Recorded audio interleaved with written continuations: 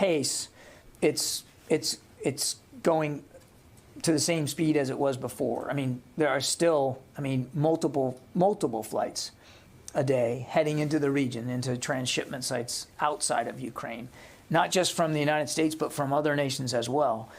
And there's still a daily movement on the ground of that material inside Ukraine. Now, that's still happening at pace. Now, again, we're always adjusting. I can't say the same number of shipments get into Ukraine on any given day. You have to adjust it based on the security environment and the threat, and also the absorption rate of the Ukrainians and how much can they, how much they're in a fight. So you don't want to throw the kitchen sink at them every day when they haven't, figured out a place to put everything or where they're gonna move it to. So again, that's a constant balance that we're striking, and that's why we're in touch with the Ukrainians every day. But short answer to your question is, we're not allowing the fact that we're down to 100 million left, and we think that that'll get us through the third week of the month to slow down what we're already providing.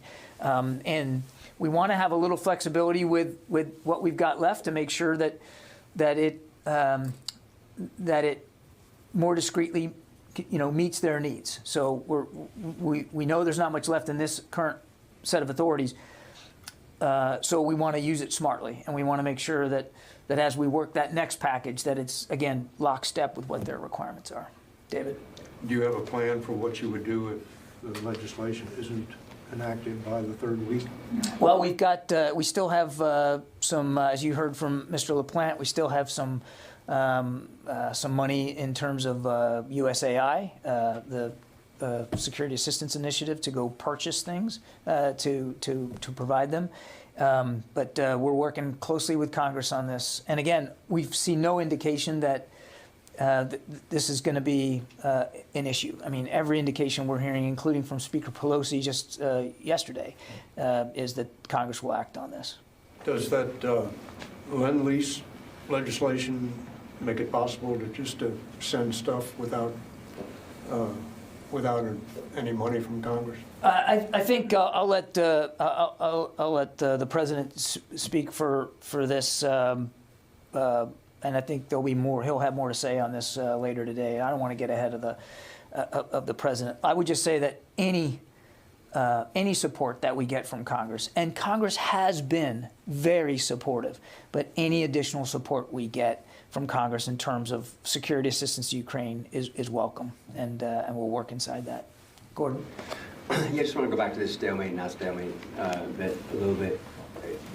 A few weeks ago, 3-4 weeks ago, there was a lot of energy behind the idea that those weeks that we're now in, after the Russians retrenched and focused on the east, was a do or die moment, and that it was critical to seeing how well they would do. There does not, despite the incrementalism and the dynamic battlefield, there does not seem to be those kinds of objectives overtaken. Are you guys at all even surprised by the lack of that momentum now? Forgetting like whatever happens on the battlefield, but are you surprised with the lack of momentum that they've achieved thus far? And what do you think that means either way? The lack of momentum by the Russians. Correct. I wouldn't say there's surprise. I mean, we're watching this unfold in real time, same as you, Gordon. In fact, some of what we thought was going to happen has happened. We knew that this would be an artillery fight, and it's turning out to be an artillery fight. We knew that the Russians would meet a stiff Ukrainian resistance because they have been there since before the war began. I mean, there's been fighting in the Donbass region, and that has proven true, that the Ukrainian resistance in the Donbass remains stiff, and that progress in the Donbass, because of the terrain, because of the weather, the mud, and because of the fact that it's flat, it's open, it's not as urban, that it would be that the Russians would have to, in order to achieve their progress, they would have to focus on small towns and villages. Unlike when early, remember, we were talking about encircling, right? They were trying to encircle Kyiv, Chernihiv, Kharkiv, Mykolaiv, all these larger towns. And so what we're seeing now is a focus on sort of smaller gains, smaller towns and villages. And again, this is terrain that the Ukrainians know extraordinarily well. So I don't know that there's like a lot of surprise here, but it's certainly clear, at least where we stand on day 75, and nobody knows what day 76 is going to look like, that the Russians have not overcome the challenges that they were trying to overcome in this new part of the conflict. They haven't. They've gotten a little bit better at logistics and sustainment, but not so much that they feel comfortable outrunning or even attempting to outrun their lines of supply. They haven't solved their command and control problems. They have submitted, now they've put in the fight more than 90 battalion tactical groups, but it's not clear exactly what the operational effectiveness is of all those, because so many of them have been depleted because of the previous fighting. And we don't believe that they have, while they have tried to get better, and you certainly see pockets where they are more integrated, air to ground and maneuver between units, it hasn't gelled yet. So they are certainly trying to get better, but there's not an indication here that they've solved all their problems. And as you might recall, a week or so ago, we were talking about that it remained to be seen whether they were going to be able to fix the kind of problems that they had in the north. And thus far, day 75, it doesn't appear like they have. Rio. Okay, thank you. I want to ask you about South Korea. The new administration will come into office tomorrow. They are strongly interested in reinforcing deterrence against North Korea. Is the U.S. willing to discuss bigger military exercises, more U.S. assets on the Korean Peninsula with the new administration? I won't get ahead of discussions that haven't happened. We look forward to working with the new government in South Korea, as we do with every new administration there. South Korea remains a key ally. We're always going to look for ways to make the alliance better and more capable, and I'll leave it there. We'll see where the discussions go. A separate question on North Korea. The U.S. publicly said that North Korea could be ready to conduct a nuclear test as early as this month. So generally speaking, you are reluctant to talk about the intelligence matters in public. So what effect do you expect by disclosing the intelligence on nuclear test? Do you expect it works as a deterrence against North Korea? We're doing that because we are a responsible nation that prioritizes the reduction of strategic risks.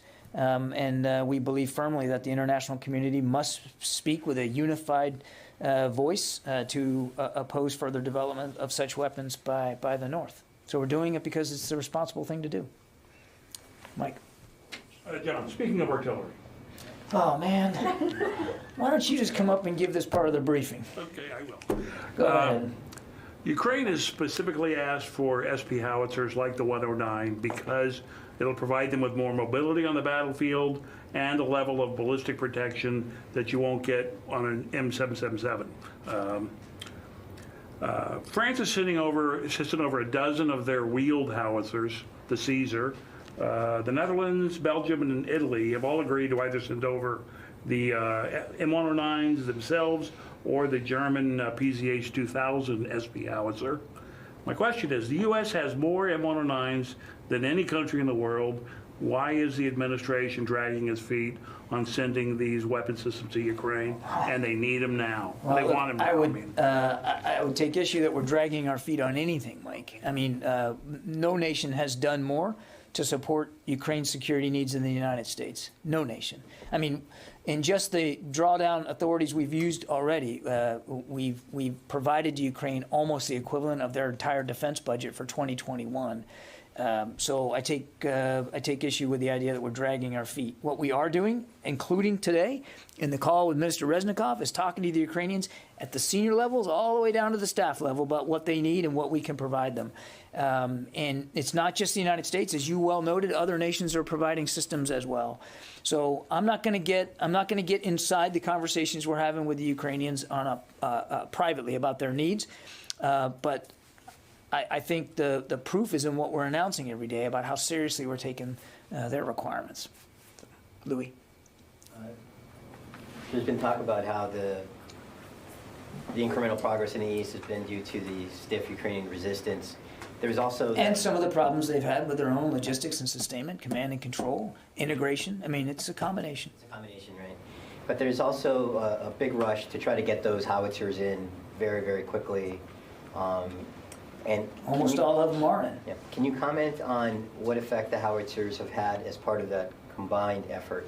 Again, all I can do is tell you what we're hearing from the Ukrainians. Again, we don't track each tube and where it's at and how many rounds it's firing on any given day. It belongs to Ukraine when it goes in there, and they use it as they see fit. We know, as my answer to Sylvia, we know that they're getting in and they're actually being used in combat. We know that. You heard the Secretary testify to that last week. And what we're hearing from the Ukrainians are they're very useful and they're grateful for them, and that they are having an impact because they're additive to their own artillery pieces. I mean, all told, the 90 that we're providing us, provides them 5 to 7 battalions worth of howitzers. That's not insignificant. But I don't have, I couldn't give you a GPS coordinate for each one and exactly how many rounds it's firing and what it's hitting. But the indications we're getting from the Ukrainians are they're in combat and they're being effective. And more broadly, Louis, if you just take a step back and, back to Idris's question about stalemate and what's going on. I mean, if you just take a look at what's going on, the fighting over these small towns and villages, some of them trading hands over the course of just a couple of days, you can see.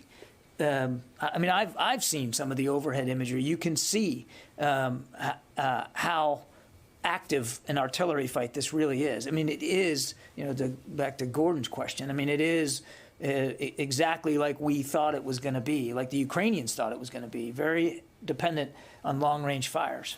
And both sides are applying artillery in this fight.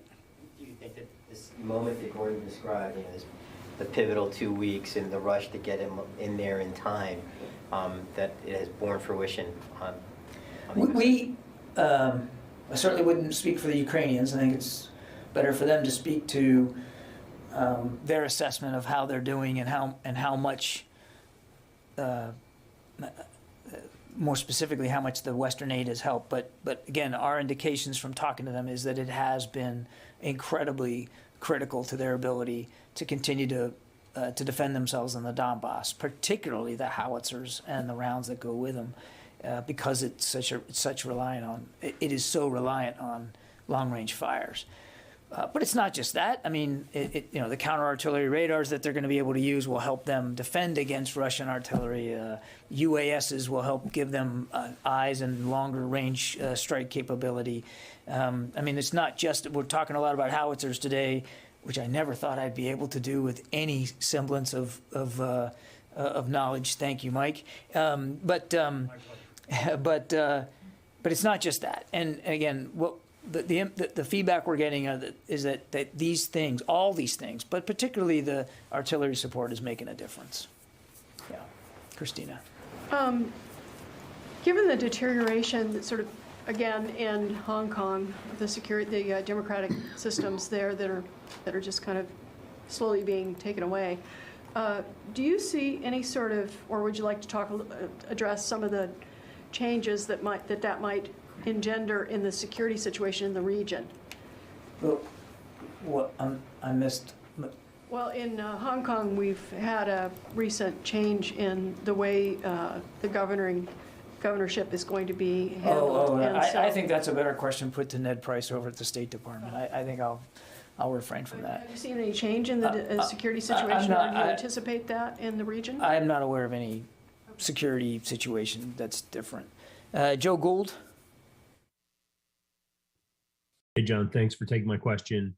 Want to ask you on the Phoenix Ghost, now that this cohort of Ukrainian troops has wrapped up training, can you tell us where that training took place? And now that we know Phoenix Ghost stemmed from an Air Force program, can you tell us if the trainers were with the U.S. Air Force? Yeah, the trainers were Air Force. I think I talked about that last week.